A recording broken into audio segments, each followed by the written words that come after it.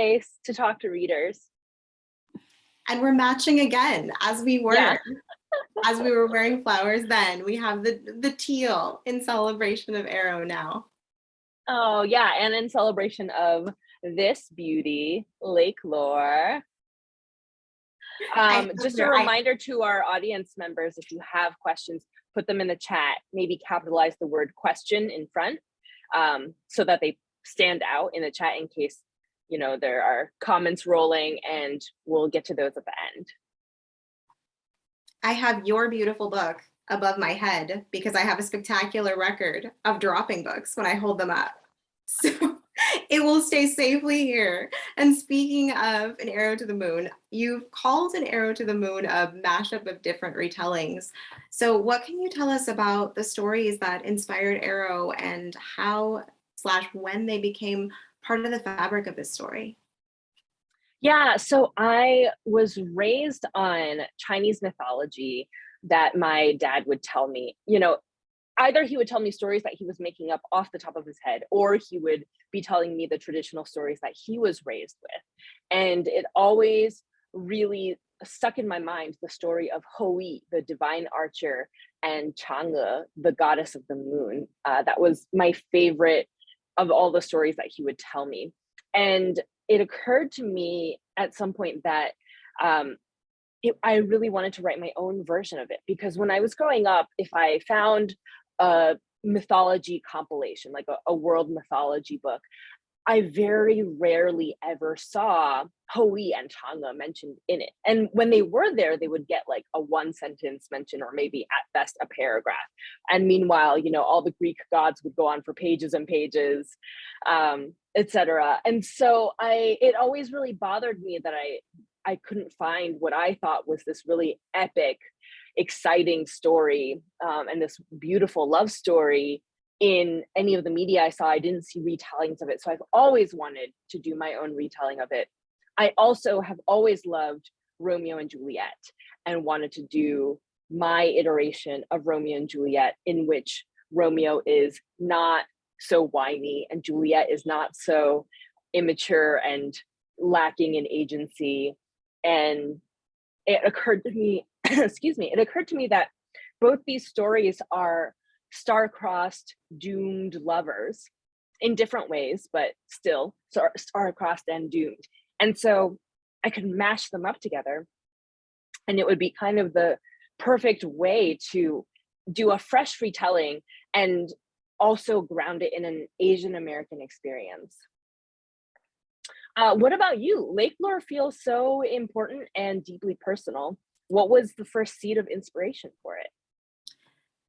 So something that happened with Lake Lore that's surprising is that this became a book that's deeply about identity, about non-binary and trans identity, about Latin identity, about neurodivergence, and about how our brains work. But none of that was really at the center of what started it. This really started as a book about lake magic. I started having this sense of the world under the lake and what this landscape was going to feel like, the kind of magic coming up from the floor of the lake and coming from the water itself, and these sort of strange and lovely and sometimes frightening aspects of this lake magic. So that sense of this world underwater, this world under the lake that's in sort of the middle space between land and water, that's really where it started. And the more I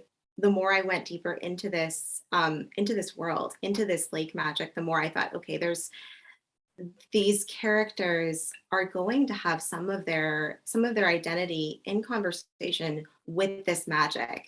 How they're understanding who they are, how they're understanding how their brains work, how to live in the world with neurodivergent brains. That's going to be in conversation with the magic, and it's gonna pull on it. It's going to affect it. Some of what's going on in their brains and their hearts and their lives is going to become sort of literal and sparkly and right in front of you, where you have to look at it. You have to think about it. I love that so much. I was going to ask you about the magic because everything you write, all of your books have this beautiful magic that exists in very tangible ways, whether it's in the water or, in the flowers and the roots or delicious baked goods or alebrijes.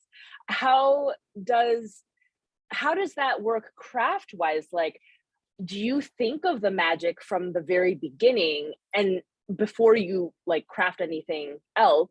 And is there a specific set of rules that you follow as you're conjuring it up and starting to write it into actual story form? So I think about magic a lot as an undercurrent, and that's part of its unpredictability. It's like this underwater spring. You're not really sure where it's going to bubble up.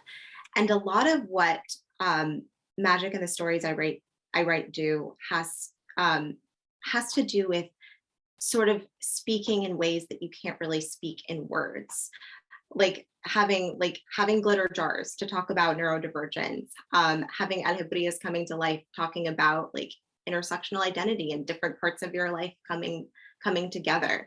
Magic for me sometimes is about what what we say when we don't know how to say it. And especially, I'm someone sometimes who has trouble thinking about like, okay, what am I feeling at this particular moment?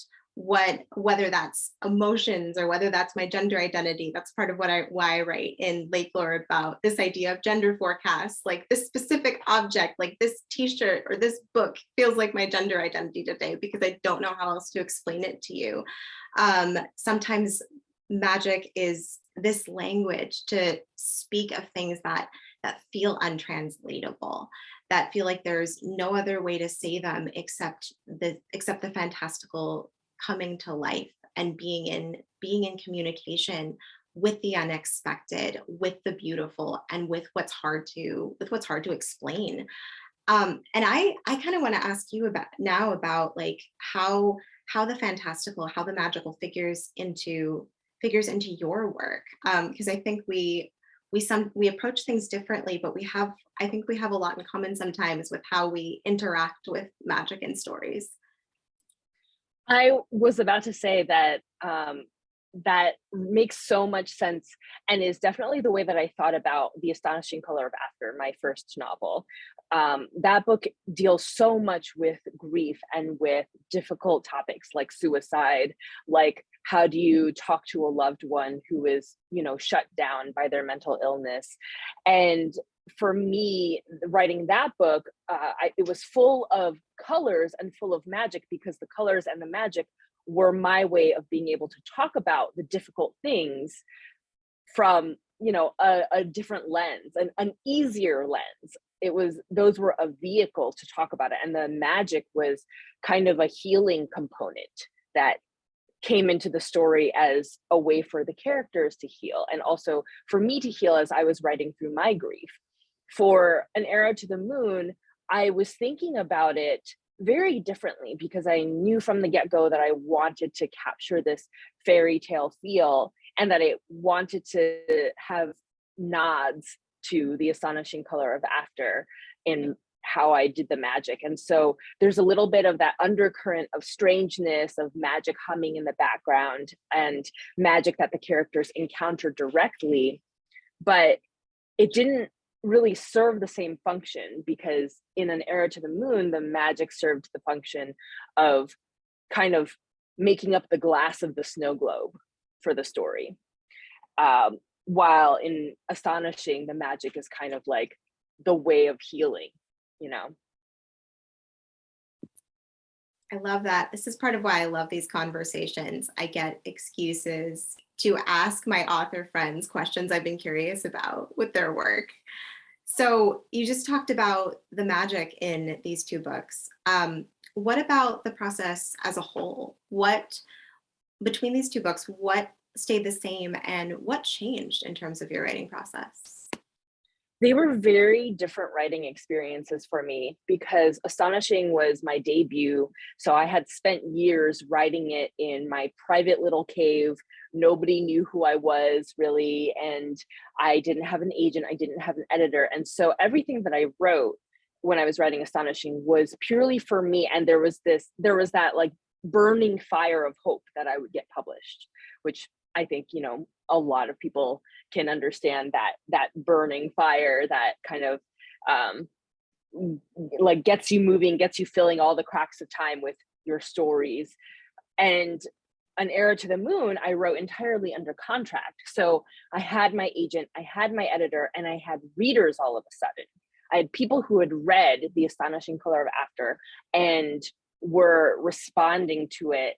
And I would see comments from people being like, I can't wait for Emily Exarpan's next book. And I'd be like, oh no, how do I follow up? And also, what if they're disappointed in the next book? And it felt like I was writing up on a stage. It felt like I was being watched and people were hovering over my shoulder at all times.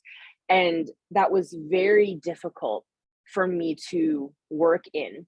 And so it took a long time for me to be able to press that noise away and turn kind of inwards and focus on, well, what do I want to do with this book creatively? What's my vision? What's my goal? And I had to relearn how to write it for myself. In terms of like actual craft logistics, the ways in which both are similar, I am a chronic rewriter. It's an affliction. It's the only way that I know to really make my work good. And so the first few drafts are me figuring out what the story is even meant to be for myself. So I'm figuring out what kind of story it is. I might have an idea in my head, but I really need to write it to understand what I'm trying to accomplish. And then as I begin to refine those drafts and start to close doors, so I narrow my focus and get my pathway set, then it becomes more about sharpening the language and the characters and tightening the plot. And with Arrow, it felt much more laborious, I think, because I had to keep reminding myself to write for me and not for the expectation of anyone else. But I want to ask you the same thing. You've written so many books. How has your process changed between when you were working on your debut and now? So I join you in the esteemed company of rewriters. I know we've talked about this before. It is not in the least uncommon for me to practically delete a draft and start all over again. And I used to, it is a difficult way to write a novel, but if it has to happen, it has to happen. And I think I continue to sort of do the outlining that I do, even though it never turns out the way I have in the initial outline. Usually what happens is I'll write an outline and I'll think, okay, this is it. This is the outline that will make it so I don't have to do a complete rewrite on this novel. And every time about halfway through, I think, no, I have a better idea, and the outline will go out the window. And I think part of why I've had to embrace that as part of my process is because I have to know one way the story can end, even if it's not the way it's going to end in the final version. I love what you were talking about with narrowing and closing doors, because I think that's a lot of what happens with me too. Is there are so many ways a particular concept, a particular story idea or story spark, so many directions it can go in, and knowing what direction it's not going to go in ends up being just as important, because then you start narrowing your focus and finding out, okay, this is the way the story is supposed to be told. And inevitably there's that moment where I'm looking at what ends up being what I can sort of feel is like the last big revision or the last rewrite. And I think, how did I think it was anything else? But you're not, like, how did I ever think that this book was going to look like anything else except what this was, what the shape of it is now? But you don't know that until you start closing those doors, until you start thinking like, okay, this is the right door to open. This is the one I'm going to step into. So I don't have a great segue between this and another question I wanted to ask, but I'm going to ask it anyway because I really want to ask it. Without spoilers, do you have a favorite scene or chapter in Arrow, either from the writing process or in its finished version, even if the writing process was really hard? Do you have a chapter that just like is the chapter of your or scene of your heart in this book? The I want to say the ending, but it's not the exact ending. It's the climax of the book, which comes very close to the actual end of the book.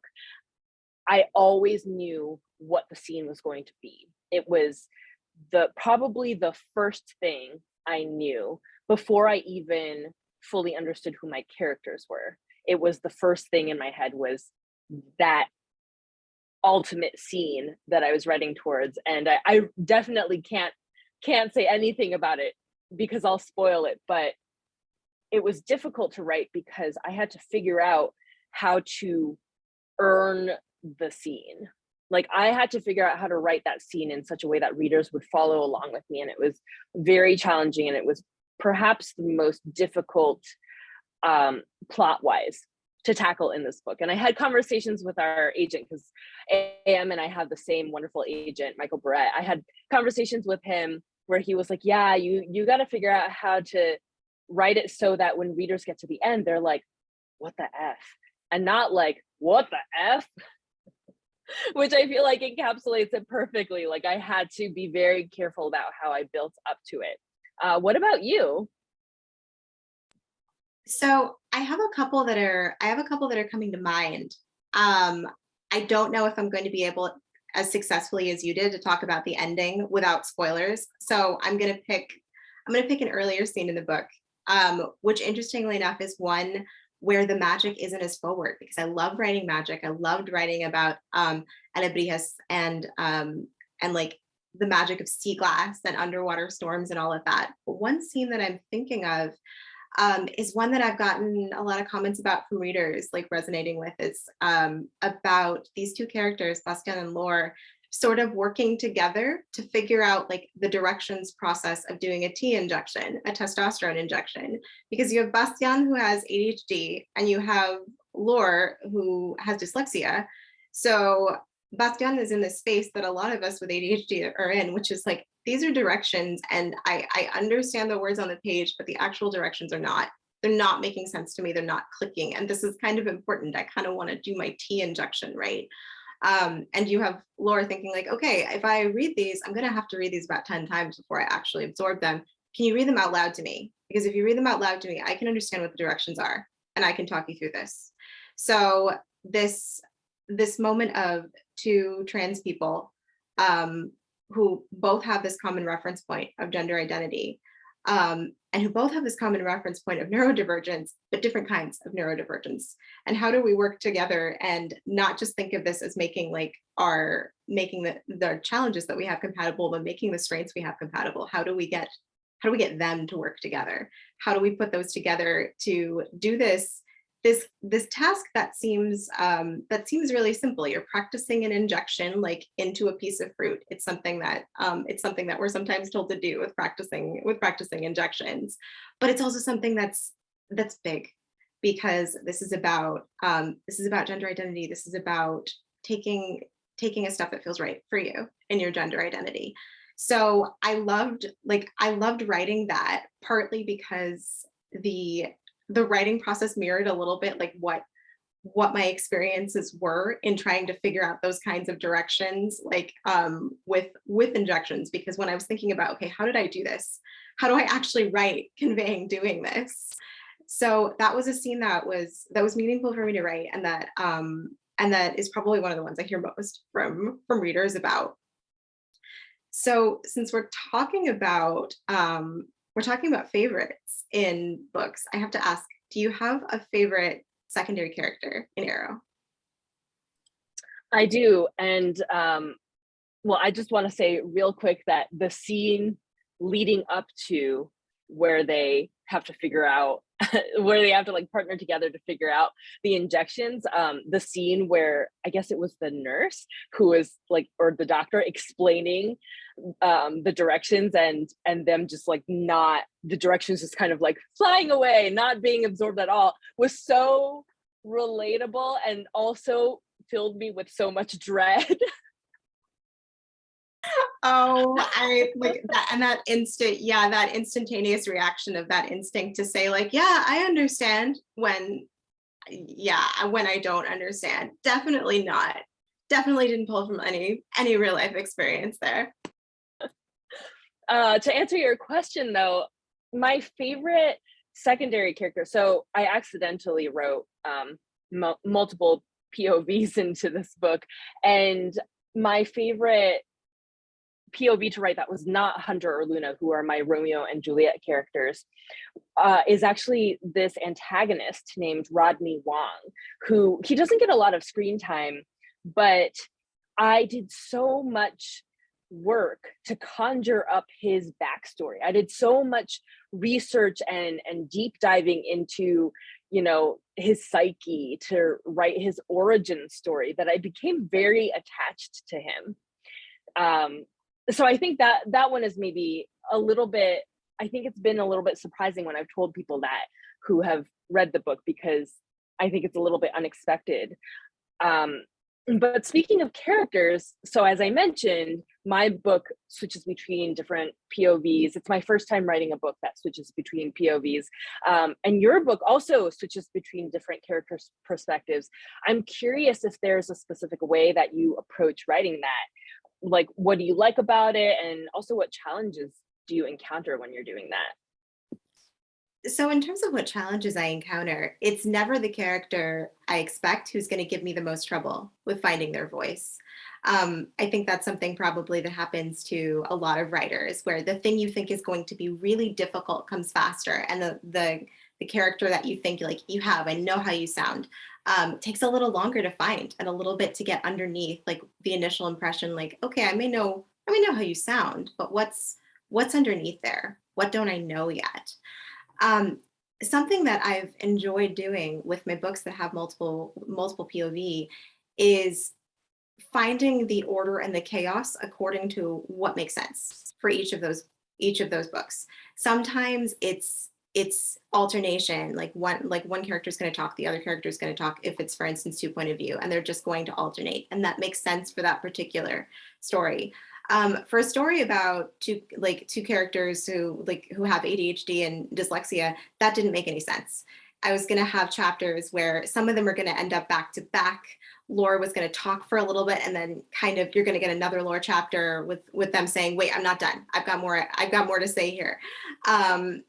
And having different chapter lengths, especially kind of reflecting some of what the ADHD experience can be like for some of us, which is you go on for a while sometimes, and then there are other times where like, okay, these two sentences are all I have to say. So giving a little bit of space to that is something that's both been a lot of fun and has sort of opened up that concept of like, okay, how can these characters tell this story? So what about you? What has your experience been like with point of view? It's been a little bit tricky because I wanted to, well, I actually started out thinking that it was only going to be two POVs. It was just going to be Hunter and Luna and going strictly back and forth. And then as I wrote the book, I realized that I wanted Hunter and Luna to resent their families the way Romeo and Juliet resent their families. But I also wanted the reader to be able to understand why their parents made certain decisions.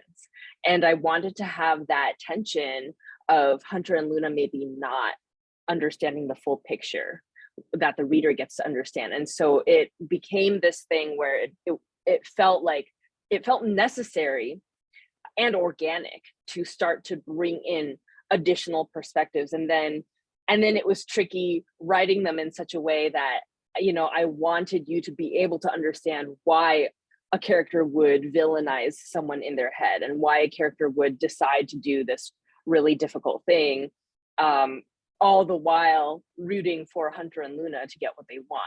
And that was probably the biggest challenge. But I think that I think for me, what made it easier was probably the fact that it's all in third person. So I didn't have to think too much about like the voice of, you know, specific characters and how to differentiate between them.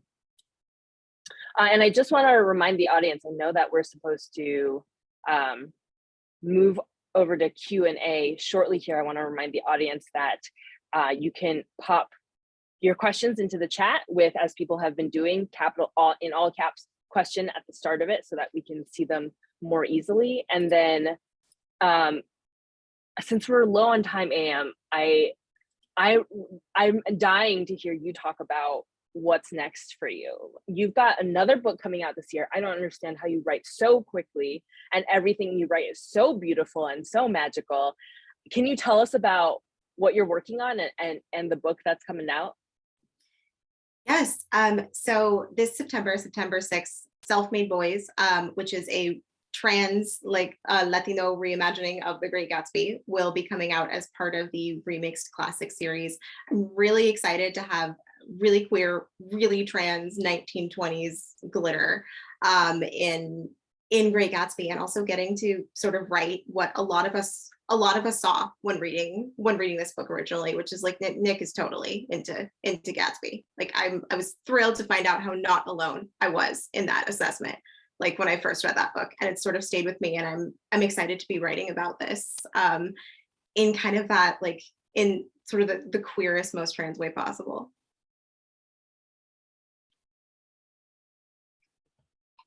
I cannot wait to read that. I used to teach American Lit in high school and taught Gatsby. And whenever like that was brought up, I was like, yeah, of course. Like, is this not the reading? We're all reading this. First, I want to apologize to the authors and the guests. I don't know why we're on a time limit. Normally we have unlimited Zoom. I have no clue what's going on, but we're going to get to all the questions. I promise. We might do them rapid fire just so we get to everyone. Monica asks, in your latest releases, what are new elements that you explored in your writing that you haven't before, and what tried and true writing quirks and tricks are still prominent in your writing? So, how does your writing change, and what reliable things are you including in your books?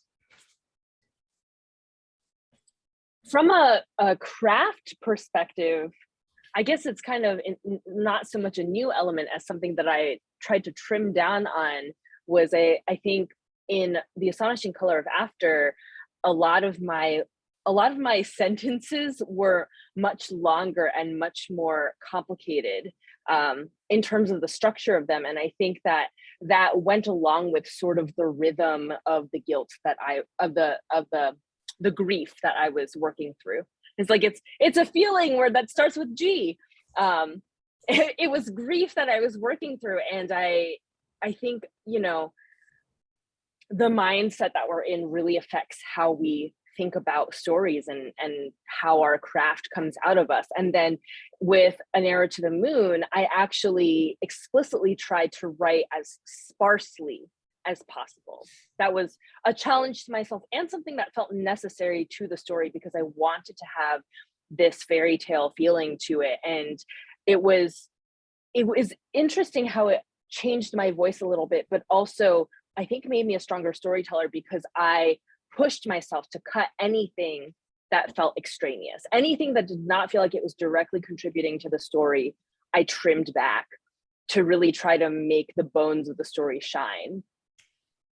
What about you, AM? So something that Lakelore has in common with my second novel, When the Moon Was Ours, it's like a lot of my books are reimaginings or retellings of something. When the Moon Was Ours and Lakelore are not. So working from something completely like that I didn't have a framework was a little bit terrifying at times, but also wonderful, because I got to explore where the story was going to go, and it kind of reflected the experience that I wanted to write about with neurodivergence, like, so that sort of unpredictability that sometimes but also that sense of possibility, that sense of openness. A quick question about audiobooks, which I love because a lot of people access books through audio if they have, trouble with eyesight or whatever. The first question is, are you the audiobook narrators for your books? And if not, how did you land on whoever narrated your books? And that's from, I'm sorry, let me shout that person. That's from Paula. Do